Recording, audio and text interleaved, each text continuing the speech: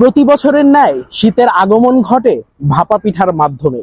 শীত আসলেই দেখা যায় অনেক দোকানিরা ভাপা পিঠার পসরা সাজিয়ে বসে, কারণ শীতের সময়টাতে অনেক বেশি গুড় নারকেল দিয়ে ভাপা পিঠা খেতে অনেক মজা। তেমনি ভাবে হাটুয়াঙ্গা রেল স্টেশনে মোমেন ভাই, যিনি কিনা প্রতি বছর শীতের সময়ে শুরু থেকে শেষ পর্যন্ত ভাপা পিঠা বিক্রি করে থাকে বিভিন্ন দামে বিভিন্ন ভ্যারাইটিসে। সো আজকে মোমেন ভাইয়ের দোকানে চলে এসেছি এই ভাপা পিঠা খাওয়ার জন্য। তো মোমেন ভাইয়ের সাথে একটু কথা বলবো যে, মোমেন ভাই, এবার আপনার এখানে সর্বোচ্চ কত দামের পিঠা আছে? সর্বোচ্চ দামের পিঠা হলে 5,000 পর্যন্ত আছে। আগের দিন অর্ডার দিতে হয় আর কি। আর সর্বনিম্ন কত টাকা? 50 টাকা। 50 টাকার।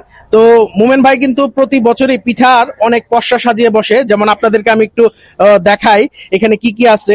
এই যে নারিকেল আছে, তাছাড়া কিন্তু গুড় আছে, খেজুরের গুড়, এটা হচ্ছে মালাই, মুরব্বা, তারপর হচ্ছে কাঠবাদাম, তারপরে হচ্ছে এখানে কাজু বাদাম, কিশমিশ, খেজুর, তারপর হচ্ছে চেরি, তারপর হচ্ছে আর টুটি ফুটি আছে 2 রঙের, লাল আর সবুজ। তো মোমেন ভাই আজকে আমাদেরকে পিঠা খাওয়াবেন।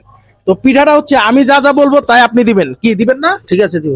আপনি 2টা পিঠা দিবেন, পিঠার মধ্যে শুধুমাত্র দিবেন গুড়, নারিকেল আর হচ্ছে মালাই। এই 3টা জিনিস দিয়ে আজকে পিঠা বানায় খাওয়াবেন।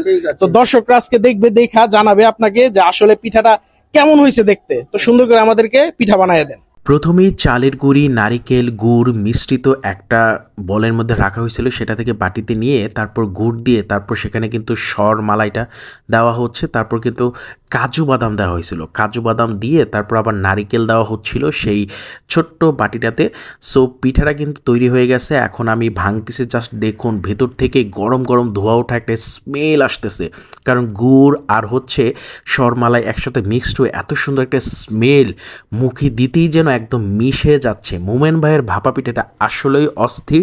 আমার ছোট ভাই ব্রাদার আমার সাথে গেছিল, তারাও খেয়ে বলতেছে, না ভাই আসলেই পিঠাটা অস্থির হয়েছে, খুব সুন্দর একটা স্মেল আসতেছে। আপনারা অবশ্যই এই দোকানে গিয়ে পিঠা খাবেন।